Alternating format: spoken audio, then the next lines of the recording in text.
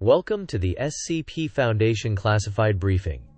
Today's subject, SCP-999, the Tickle Monster. Before we proceed, remember to like this briefing and subscribe for ongoing operational updates. Our topic today is the initial containment and characteristics of SCP-999, colloquially known as the Tickle Monster. Discovered in 2009 within a small, isolated structure in the Midwestern United States, this gelatinous, amoeboid entity exhibits a distinctive, translucent orange hue. It was found contained within a crude, wooden enclosure. Personnel reported an immediate, overwhelming sense of euphoria upon proximity, coupled with an urge to physically interact. Despite its unusual nature, SCP-999 presented no immediate threat, exhibiting only a playful and curious demeanor. Containment protocols were established to house it in a secure, temperate room, requiring daily interaction for its well-being. You are to approach SCP-999 with the utmost caution, despite its docile nature, as its unique properties warrant constant vigilance against any unforeseen behavioral shifts or external influences. SCP-999 exhibits highly unusual and consistently benevolent behavioral patterns. Its primary mode of interaction involves physical contact, manifesting as a pervasive, tickling sensation across the subject's body. This invariably induces intense, uncontrollable laughter and an elevated state of euphoria. Further observations indicate that individuals interacting with SCP-999 experience a significant reduction in stress, anxiety, and depressive symptoms, often lasting for several hours post-exposure. The anomaly appears to possess an intrinsic ability to sense emotional distress, often gravitating towards personnel experiencing negative psychological states and initiating comforting tactile interactions. It sustains itself by consuming confectionery and sugary treats, demonstrating a clear preference for M&Ms. While these interactions are consistently positive, the precise mechanism of its psychoactive influence remains under extensive study. You must remain cognizant that even seemingly benign anomalies can possess unknown secondary effects or vulnerabilities. Comprehensive data logging of all interactions is paramount. Following its initial discovery and preliminary assessment, a comprehensive acquisition protocol was initiated for SCP-999's transfer to Site-19. The anomaly was carefully transported in a climate-controlled, inert container, specifically designed to minimize external stressors and prevent accidental interaction with non-essential personnel. Its cooperative nature during this process was notable, showing no resistance or distress. Upon arrival at Site-19, SCP-999 was successfully relocated to its permanent containment chamber, a 6 meters by 6 meters by 3 meters room featuring a soft rubber floor, various child-friendly toys, and a dispenser for approved sugary treats. The environment is designed to be comfortable and stimulating, facilitating its well-being and continued behavioral observation. All personnel assigned to SCP-999's direct care undergo mandatory psychological evaluations before and after shifts to monitor for any subtle, cumulative, psycho-emotional impacts. Your adherence to strict interaction schedules and observation protocols is critical to maintaining both the anomaly's stability and your own mental fortitude. Formal first contact procedures for SCP-999 interactions are rigorously defined. Personnel authorized for direct engagement must first complete a Level 2 psychological assessment and review all preceding behavioral data. Upon entering its containment chamber, staff are instructed to maintain a calm demeanor, allowing the anomaly to approach and initiate interaction on its own terms. Initial reports from D-Class personnel, and subsequently, select Foundation researchers, consistently describe an immediate, overwhelming onset of joy and uncontrollable laughter upon physical contact. This euphoric state often renders subjects temporarily incapable of rational thought or action. While the effects are not inherently harmful and are indeed self-reported as highly pleasurable, The immediate incapacitation of critical faculties necessitates strict protocols. You must always remember that even a benevolent anomaly can present operational challenges due to its effect on human physiology and cognition. Comprehensive post-interaction psychological debriefs are mandatory to assess any residual influences and ensure continued objective judgment. The psychological effects induced by SCP-999, particularly the phenomenon of intense euphoria, warrant detailed attention. Direct physical contact consistently results in an immediate and profound surge of joy, laughter, and an overwhelming sense of well-being in subjects. This state is not merely transient.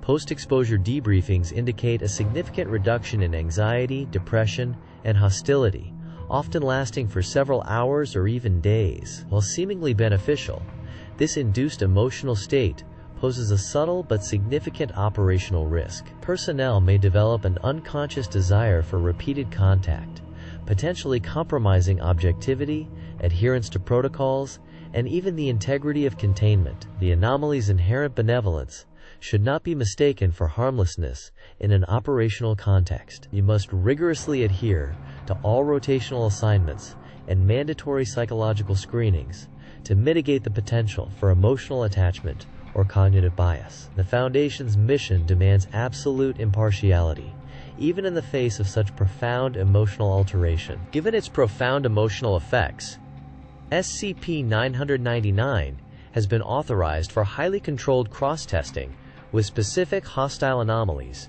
designated for potential pacification or behavioral modifications. These protocols are among the most stringent in the Foundation, requiring multi-layered containment redundancies and constant oversight from Level 4 personnel. The objective is to assess SCP-999's capacity to neutralize or reduce the aggressive tendencies of entities that pose an immediate threat. Early trials, though limited, have yielded unexpected results. For instance, when exposed to SCP-redacted, known for its extreme aggression, the hostile entity exhibited a temporary cessation of hostile behaviors and, in one instance, a brief period of apparent docility. However, these effects are not yet fully understood and are often transient. You must understand the immense risk associated with these procedures. Even a momentary lapse in protocol could lead to catastrophic containment breaches. The stakes are exceptionally high, demanding unwavering vigilance and absolute adherence to every safety measure during these critical experiments. The most significant cross-testing event involving SCP-999 occurred with SCP-682, an entity universally regarded as irrepressibly hostile. During this unprecedented experiment, SCP-999 was introduced into SCP-682's containment chamber. Initially, SCP-682 reacted with its customary extreme violence, attempting to incapacitate SCP-999. However, the anomaly immediately responded by enveloping SCP-682 and initiating its characteristic, tickling behavior. The results were astonishing.